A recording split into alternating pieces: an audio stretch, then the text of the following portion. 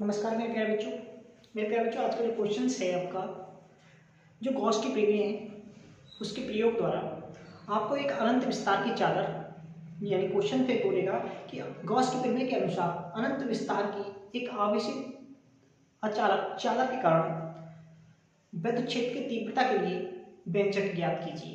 ठीक है, तो मेरे प्यारे बच्चों सबसे पहले डायग्राम देखते हैं कि एबीसीडी क्या है। एबीसीडी एक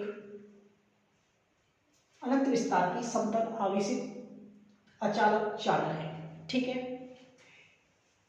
देखा आपने एबीसीडी है, इसके किसी बिंदु ओ से आर दूरी पर कोई बिंदु पी है जिस पर आपको विद्युत क्षेत्र की तीव्रता ज्ञात करनी है। ठीक है, चादर की दूसरी ओर उतनी ही दूरी पर एक अन्य बिंदु क्यू है।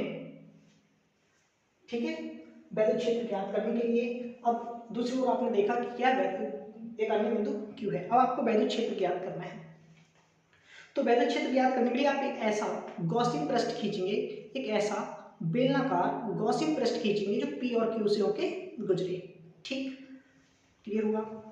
यानी इस समतल चादर प्लेट से गुजरने वाली विद्युत क्षेत्र की तीव्रता ज्ञात करने के लिए यानी फ्लक्स विद्युत क्षेत्र की तीव्रता का व्यंजक ज्ञात करने के लिए आपको एक ऐसा गॉसियन पृष्ठ खींचना है जो पी और क्यू से होके गुजरे। तो इस गॉसियन पृष्ठ से होकर गुजरने वाला जो विद्युत फ्लक्स होगा वो इस समतल पृष्ठ, ठीक है, इन समतल पृष्ठों से गुजरने वाला विद्युत फ्लक्स प्लस इस वक्र पृष्ठ से गुजरने वाला विद्युत फ्लक्स के योग के बराबर होगा। यानी गॉसियन पृष्ठ से गुजरने वाला विद्युत फ्लक्स जो होगा वो समतल पृष्ठों से जो वृत्ताकार है, ठीक है, ये जो वृत्ताकार है इन पृष्ठों से गुजरने वाला विद्युत फ्लक्स और ये जो बेलन का वक्र पृष्ठ है इससे गुजरने वाले विद्युत फ्लक्स के योग के बराबर होगा। ठीक है, फिर आपने देखा कि ये जो समतल पृष्ठ है इन समतल पृष्ठों से जो विद्युत फ्लक्स गुजर रहा है, आपका जो विद्युत फ्लक्स गुजरेगा ये विद्युत फ्लक्स विद्युत क्षेत्र की दिशा में होगा, है ना। तो विद्युत क्षेत्र की दिशा में होगा तो ई डेल्टा ए रहेगा। ठीक है, और समझ गए। और जो विद्युत क्षेत्र इस वक्र पृष्ठ से गुजरेगा वो विद्युत क्षेत्र के क्या होगा, यानी ये जो अवयव है डेल्टा ए, इस डेल्टा ए से गुजरने वाला विद्युत फ्लक्स जो होगा वो क्या होगा, इस क्षेत्र के लंबवत होगा और लंबवत का मतलब है यहाँ से शून्य होगा। ठीक है, अब आप एक बार फिर से दोबारा से देखें नंबर बाय नंबर। सबसे पहले माना एबीसीडी एक अनंत विस्तार की समतल आवेशित अचालक चादर है। ठीक है, अचालक चादर है, इसके किसी बिंदु O से R दूरी पर कोई बिंदु P है जिस पर विद्युत क्षेत्र आपको ज्ञात करना है। चादर के दूसरी ओर उतनी ही दूरी पर एक अन्य बिंदु Q है। ठीक है, एक अन्य बिंदु Q है। विद्युत क्षेत्र ज्ञात करने के लिए एक ऐसा गॉसियन पृष्ठ खींचते हैं जो बिंदु P और Q से होकर गुजरता हो। लेकिन गॉसियन पृष्ठ कैसा है, एक ऐसा गुजरने के लिए एक ऐसा गॉसियन पृष्ठ बेलनाकार गॉसियन पृष्ठ खींचते हैं, एक ऐसा, यहाँ पे मेरे प्यारे बच्चों लिखेंगे बेलनाकार। ठीक है, यहाँ लिख लेना बेलनाकार गॉसियन पृष्ठ। विद्युत क्षेत्र ज्ञात करने के लिए एक ऐसा बेलनाकार गॉसियन पृष्ठ खींचते हैं जो बिंदु P Q से होकर गुजरता हो जैसे कि चित्र में दिखाया गया है। ठीक है, गॉसियन पृष्ठ कैसा होना चाहिए, बेलनाकार होना चाहिए। यहाँ पे आप लिख लेंगे कि बेलनाकार। ठीक है, ऐसा बेलनाकार गॉसियन पृष्ठ होना खींचते हैं जो बिंदु P Q से गुजरता हो जैसे कि चित्र में दिखाया गया है। ठीक, अब देखते हैं इस बेलनाकार गॉसियन पृष्ठ से गुजरने वाला विद्युत फ्लक्स। तो इस बेलनाकार गॉसियन पृष्ठ से गुजरने वाला जो फ्लक्स होगा बराबर समतल पृष्ठों से गुजरने वाला, समतल पृष्ठ यानी इनकी बात कर रहा हूं मैं। ठीक है, समतल पृष्ठों से गुजरने वाला विद्युत फ्लक्स प्लस लगा के अब वक्र पृष्ठ, ठीक है, वक्र पृष्ठों बेलनाकार पृष्ठों से गुजरने वाला विद्युत फ्लक्स कहने को ये समतल पृष्ठ और इस वक्र पृष्ठ से गुजरने वाला जो विद्युत फ्लक्स होगा इसी की ये गॉसियन पृष्ठ यानी इसका योग ही क्या होगा, गॉसियन पृष्ठ से गुजरने वाला विद्युत फ्लक्स होगा। क्लियर हुआ?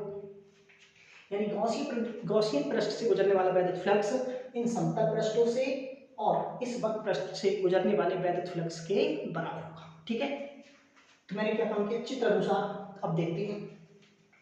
समतल पृष्ठों पर क्षेत्रफल अवयव का मतलब छोटा सा सूक्ष्म क्षेत्रफल अवयव डेल्टा ए, समतल पृष्ठों की बात कर रहे हैं। ठीक है, समतल पृष्ठों पर क्षेत्रफल अवयव डेल्टा ए वैद्युत क्षेत्र ई के अनुदिश है, यानी वैद्युत क्षेत्र की दिशा में है, इसलिए क्षेत्र अवयव से गुजरने यानी सूक्ष्म क्षेत्रफल सूक्ष्म, इसलिए क्षेत्रफल अवयव से गुजरने वाला जो वैद्युत फ्लक्स होगा ई वेक्टर रूप में है, ई वेक्टर ई डॉट क्षेत्रफल अवयव डेल्टा ए, यानी इसे सदिश बोलेंगे, क्षेत्रफल सदिश, और इसे क्या बोलेंगे वैद्युत क्षेत्र सदिश। ठीक है, ये डॉट डॉट हटाते हैं, मैंने आपको कल ही बताया था, तो आप क्या करते हैं cos थीटा लगाते हैं इन दोनों के बीच का कोण, और आपको पता है इन दोनों के बीच का जो कोण है क्या है 0 डिग्री है, क्योंकि एक ही दिशा में है। तो cos 0 का मान क्या होगा 1 होगा, cos 0 का मान जैसे आपने यहाँ पे 1 लगाया तो E बराबर आ गया E डेल्टा ए। क्लियर। अब संपूर्ण समतल पृष्ठ से गुजरने वाला वैद्युत फ्लक्स, अभी तो हमने छोटा सा भाग लिया, अगर संपूर्ण की बात करेंगे तो हम क्या करेंगे इसका समाकलन, जब समाकलन करेंगे तो डेल्टा ए का जब समाकलन करेंगे तो क्या आ जाएगा ए आ जाएगा। क्लियर हुआ, यहाँ डेल्टा ए की जगह क्या आ जाएगा ए, समाकलन करने पर। यहां तक आपको समझ में आएगा। गॉसियन पृष्ठ के दोनों ओर P तथा Q समतल पृष्ठों से, यानी ये जो आया है ये एक पृष्ठ से आया है। अब हम बात करते हैं दोनों पृष्ठ की, तो दोनों पृष्ठ क्या होंगे दोनों डबल होगा।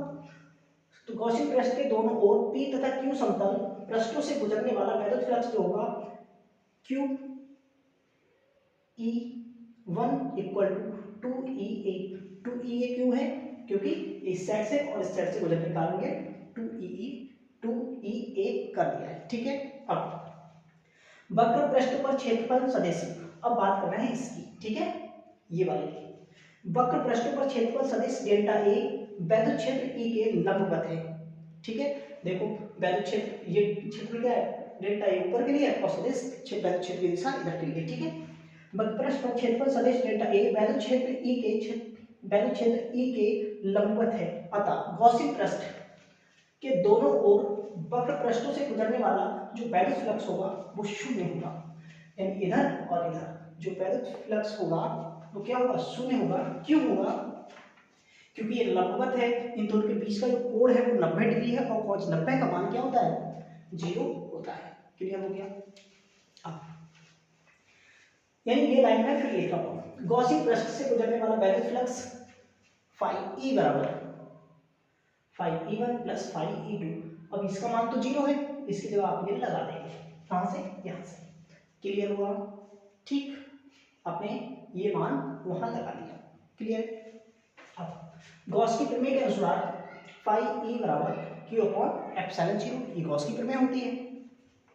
यदि पृष्ठीय आवेश घनत्व क्या हो सिग्मा हो, यदि पृष्ठीय आवेश घनत्व सिग्मा हो तो सिग्मा बराबर क्या होगा Q अपॉन ए। ठीक है, यानी एकांक क्षेत्रफल में आवेश। ठीक है, तो सिग्मा बराबर Q अपॉन ए आ गया, तो यहां से हमने Q का जब मान निकाला तो क्या आया सिग्मा ए। इस सिग्मा ए का मान हम क्या काम करेंगे इसमें लगा देंगे, यानी Q का मान समीकरण 4 में, जैसे आपने समीकरण 4 में यहाँ लगाया तो समीकरण 4 समीकरण यानी जैसे लगाया तो ये समीकरण नहीं है, समीकरण बन गई समीकरण नंबर 5। क्लियर, यानी Q का मान यहाँ लगाने पर ये समीकरण आपको प्राप्त होगी। समझ में आया।